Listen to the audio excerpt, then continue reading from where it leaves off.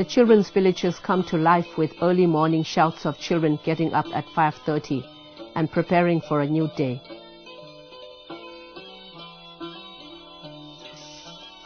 One can hear the hustle and bustle of children at their daily chores, sounds of prayer and hectic preparation before breakfast, and then go off to school at 7 o'clock for 1 hour self-study. School starts at 8:45 with the morning assembly that lasts for 10 to 15 minutes. This is the infant section with their teachers. After a short prayer followed by announcements by the headmaster, if any, they break up for class. There are 285 children in the infant section who are between 3 to 7 years of age and follow the Montessori method through a Tibetan medium. They learn Tibetan, English, maths, songs and rhymes, etc. through play method activities that keep the children lively and interested.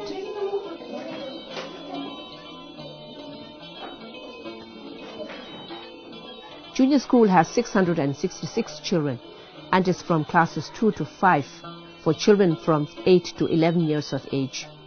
They learn science, maths and social studies through Tibetan medium and of course English. New arrivals from Tibet with no formal schooling in this section are well over 13 and 14 years of age. They attend the opportunity class and learn Tibetan, English and maths through an intensive course.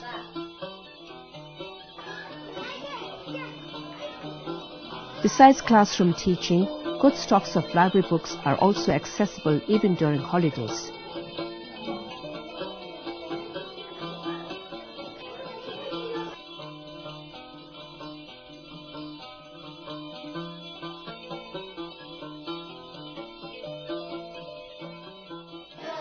Those interested in music are encouraged to learn different instruments, and singing forms an important aspect of everyday learning in our schools.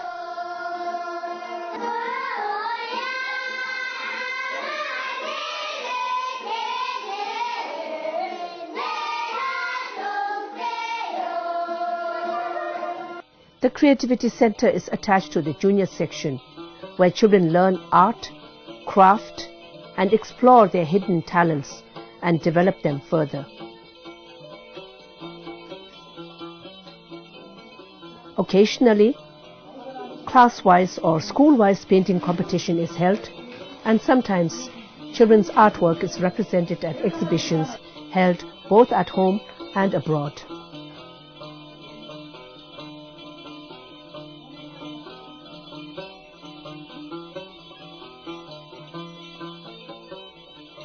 To enhance the joy of learning, the Language Lab is the newest addition to the junior section, where children learn to improve both written and spoken English language with the help of language kits.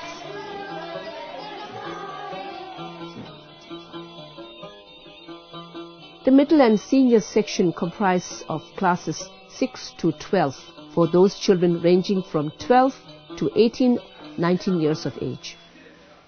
Hindi as the third language is introduced at class 6, and it must be taken for a consecutive year. History, geography, biology is also taken up at this level, besides Tibetan, English, maths, and general sciences. Students in class 11 and 12 follow the science stream and have to do really well in the Central Board of Secondary Examination to gain admission in a good Indian college if they want to specialize in the subject. Likewise, students opting the art stream join TCV Gopalpur, and commerce stream go to TCV Balakupi in South India.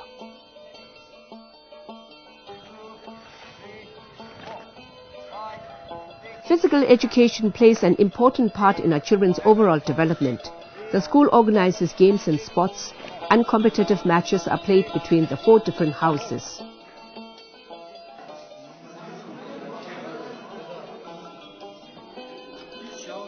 Here we see one of the senior classes at the science laboratory for an experiment.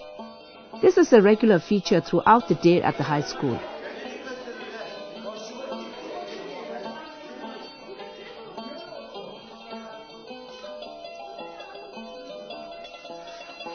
School is over at 4 in the afternoon and class monitor locks up the classroom after it is swept clean by those on cleaning duty.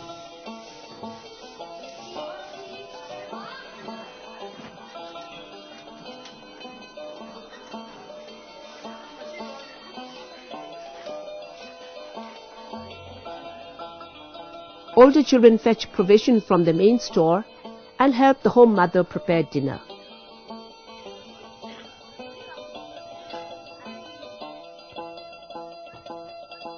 Life in the homes is a self-contained family group, and children are raised as brothers and sisters, sharing in the daily household chores, including cooking, washing, sweeping, or taking care of the younger members of the family.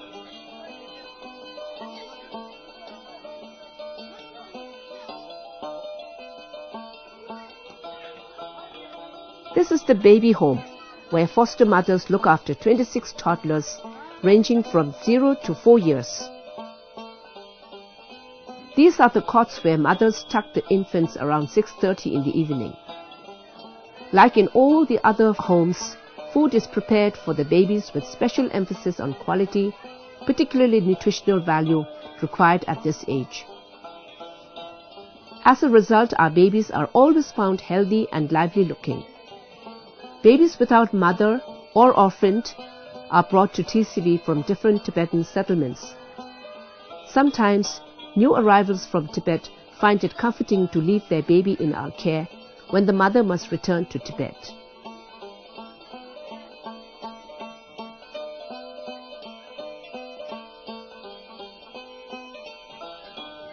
Like any mother in a family, home mothers in the Tibetan children's villages play a significant role in the children's lives.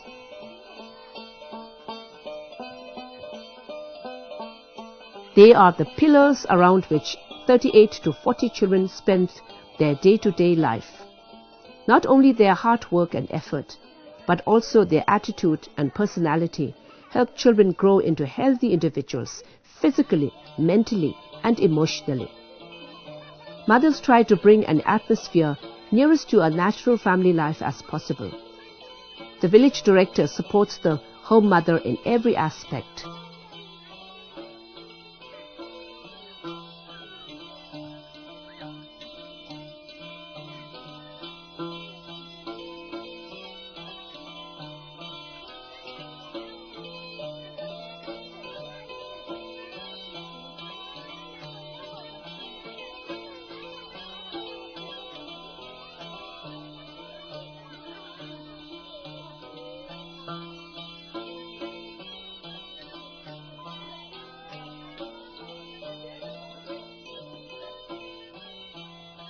As the toddlers grow older, they move to the regular homes where the older children love and pamper them.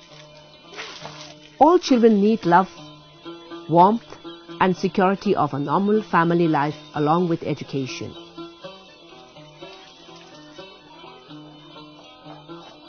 As boys and girls reach 14 or 15 years of age, they move into the separate hostels.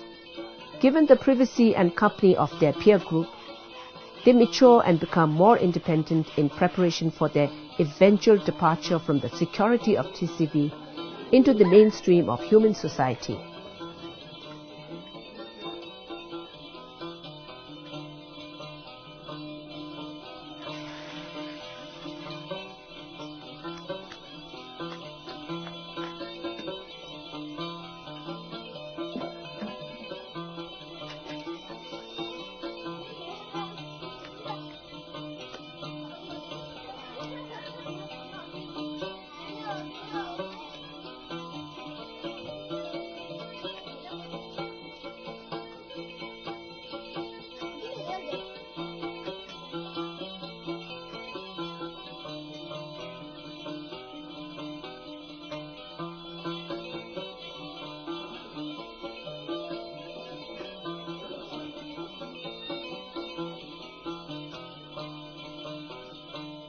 The health center is equipped with 45 inpatient beds, a resident doctor, trained nurses, eye and dental care, and a laboratory catered to the medical needs of the children and adults. Besides, Local people in times of emergency are also treated here.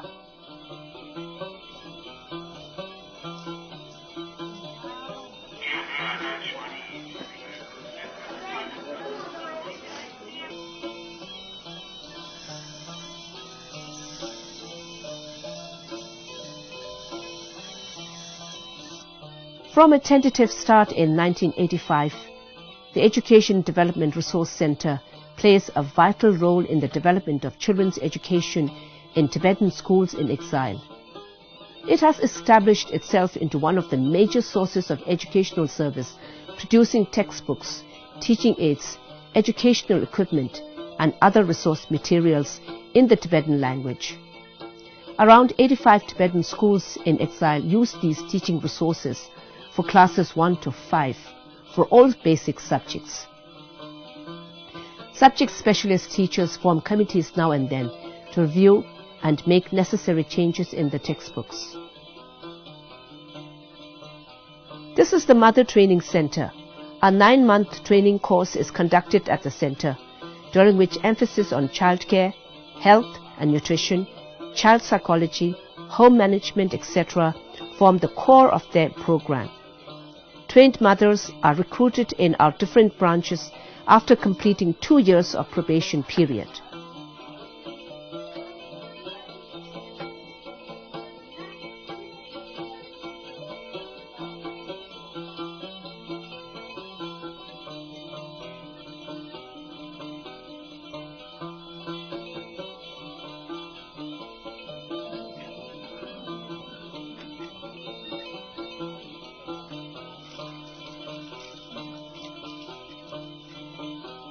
International aid agencies and individuals have always been sympathetic to the Tibetan situation and have responded well to our appeal for help. Yet, with so many needy children to look after and the overwhelming flood of new refugees that besiege TCV for help, it is impossible to sustain the life-giving works of TCV without help from outside. Therefore, the Tibetan Children's Villages will always stand in need of assistance from its friends.